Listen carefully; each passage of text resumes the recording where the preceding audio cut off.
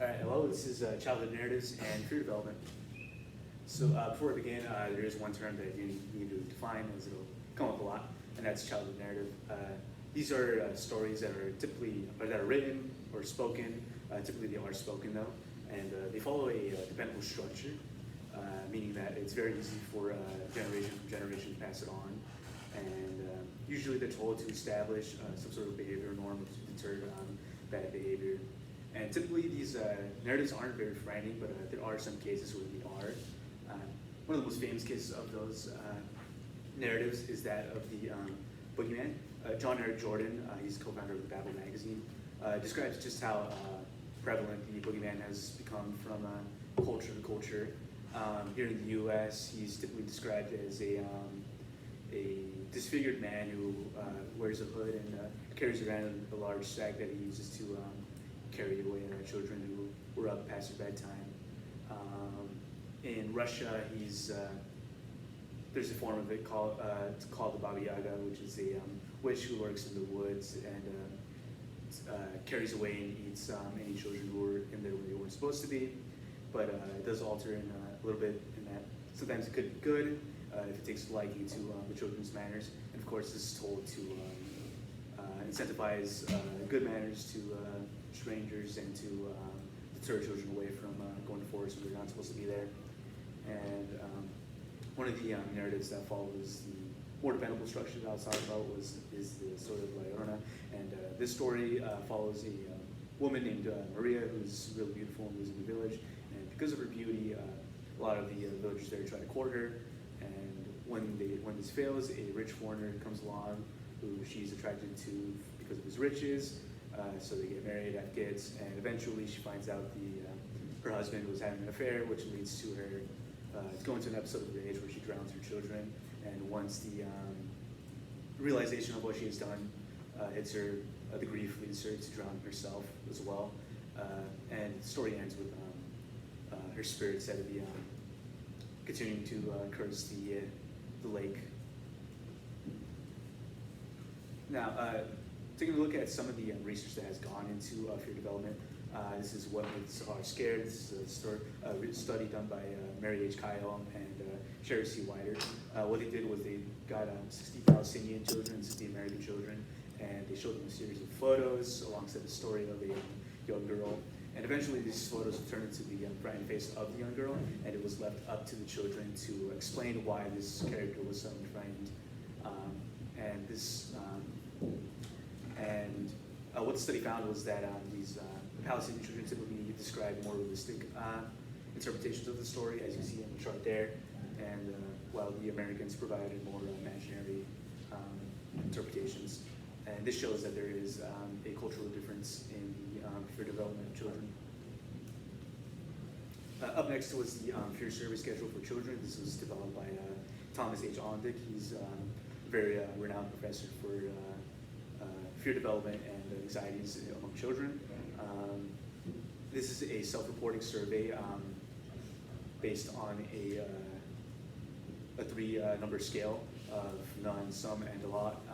This survey is 80 questions long, divided into five different categories of failure and criticism, the unknown, minor injuries, small animals, and danger or death.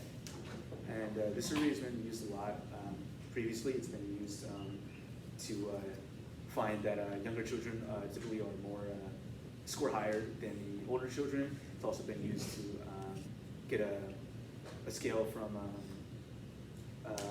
children all over the world, such as the United States, Australia, and China, and other countries. And they found that typically these different countries have different scores based on where they are, which once again shows a bit of a cultural difference there. And in order to carry out this study, I chose a mixed mode methodology, meaning that I take a look at both qualitative and quantitative factors. The first step of this method was using the Fear Survey Schedule, and originally it was 80 questions long, but I shortened it down to 46. The way I did this was by cutting down some of the categories which wouldn't have been really relevant to the study. These categories were the failure and criticism, medical injuries and or medical emergencies and injuries, and also cut down redundant questions. Originally, there were questions such as fear of a mother and also fear of a father. I combined these into fear of parent. There's also fear of lakes and fear of the ocean. I combined this to fear of large bodies of water.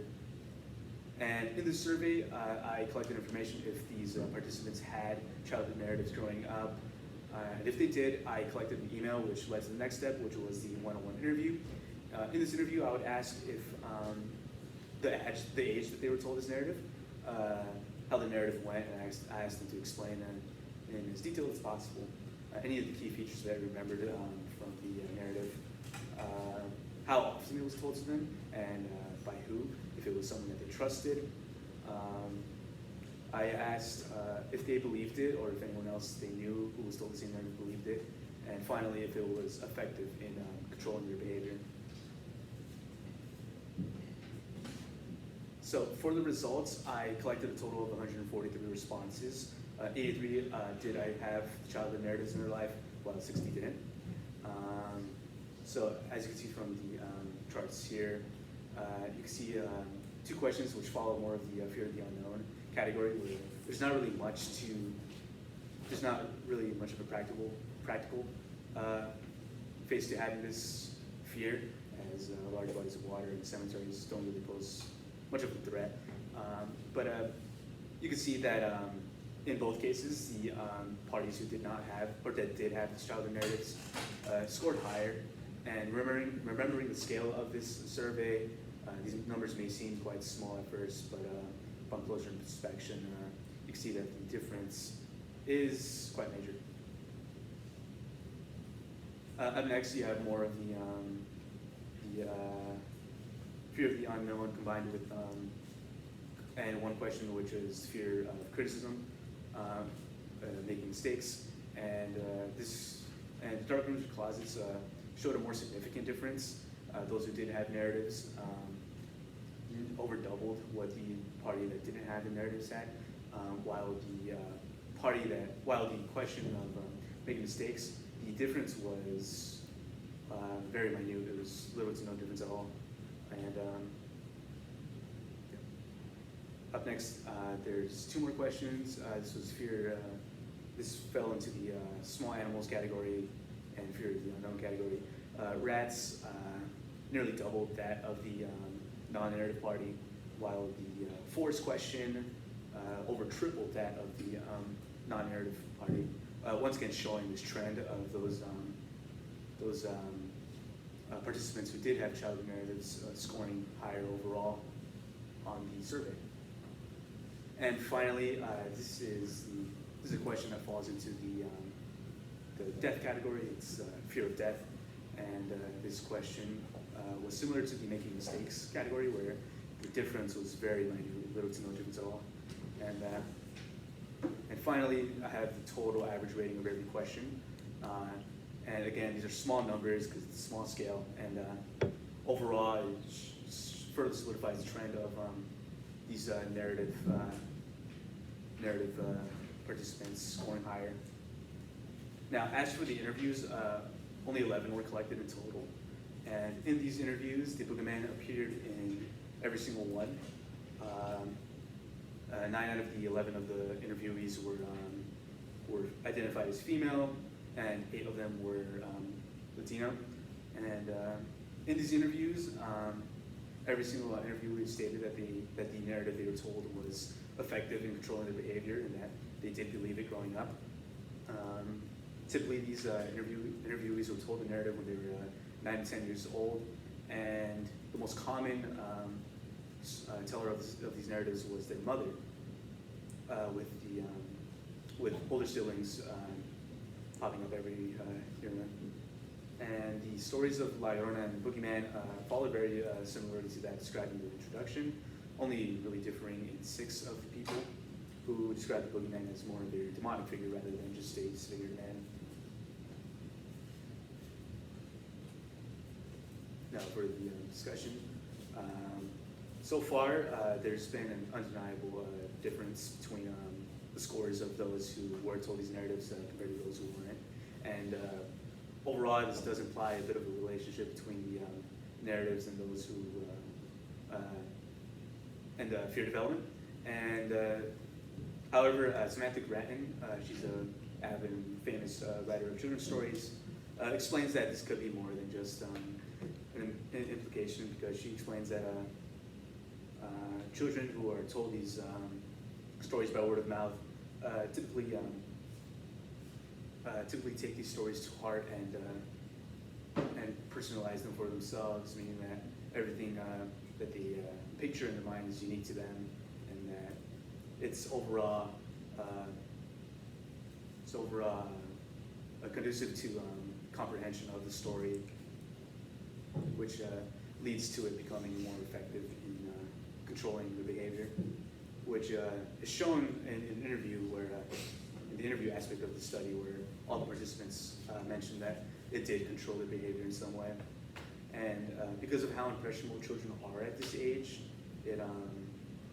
it continues to solidify the theory that childhood narratives can have an effect on narratives, especially considering that female interviewees were typically told this narrative more often and for different motives, such as braiding their hair before going to sleep. And one more thing to talk about is that there's the possibility that participants simply outgrew these fears, and that is likely the case. You saw with nearly every question in this study that all the participants scored, the average score was overall very low for both parties, and the only place that this differed in was in the more practical fears, such as the fear of death or making mistakes, where those scored very high, nearly averaging some fear, which was a scale of 1.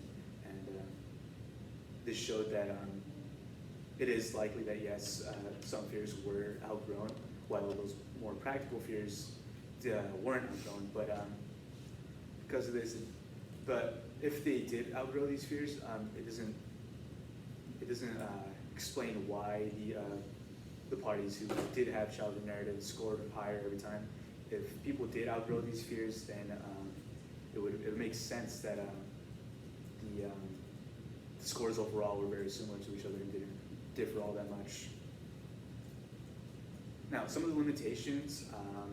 Overall, it was a very long process for participants. First, they had to go through a survey, which I did try to cut down, but in the end, it was still 46 questions long. And after that, they had to go through an interview, and I was not able to get an incentive for them to participate in this interview. So overall, it was very difficult to find people for these interviews, and it seemed that participants didn't overall were fatigued, and that leads to the next limitation, which is the small groups that I got.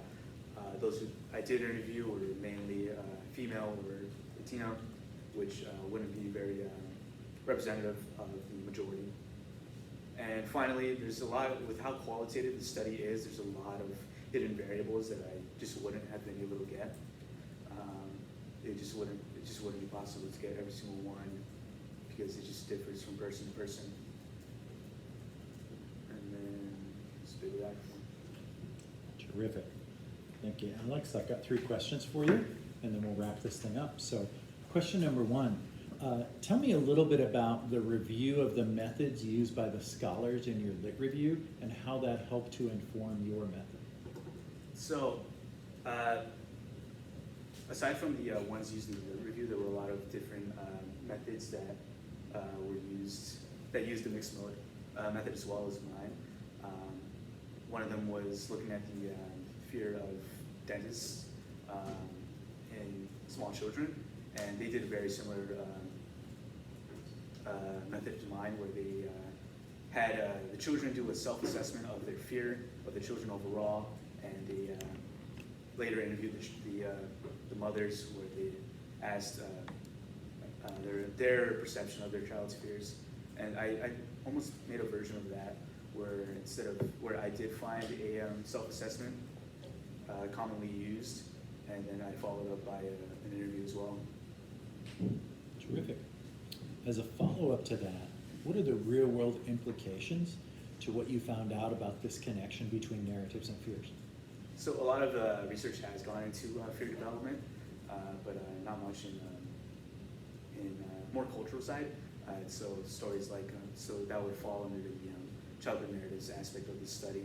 And overall, there's a lot that could be done with looking at fear development. People could do things like horror movies, things like that. Okay, terrific. And then the final question, what would you identify as the most important skill you picked up as a result of running through this entire process this year? And how do you think that skill will translate at the next level when you go off to college? So as for the interview side of this study, I found that because of how long ago these people were told these narratives, it was a bit difficult to get as much detail as possible from them. And I had to do that without asking too many follow-up questions, because I needed these interviews to be as similar to each other as possible. So I've sort of got this skill of sort of like improvising questions, which sort of hit like multiple things at once.